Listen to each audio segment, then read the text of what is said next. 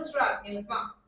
સમાચારમાં વાત કરીએ તો માદક પદાર્થ ગાંજાના જથ્થા સાથે એક ઇસમની ધરપકડ કરી ધોરણસરની કાર્યવાહી કરતી વડોદરા શહેર એસઓજી વડોદરા શહેર વિસ્તારમાં બનતી ગુનાહિત પ્રવૃત્તિઓને રોકવા સારું પોલીસના ઉચ્ચ અધિકારીઓ દ્વારા જરૂરી સૂચન અને માર્ગદર્શન આપવામાં આવેલ હોય, જે અંતર્ગત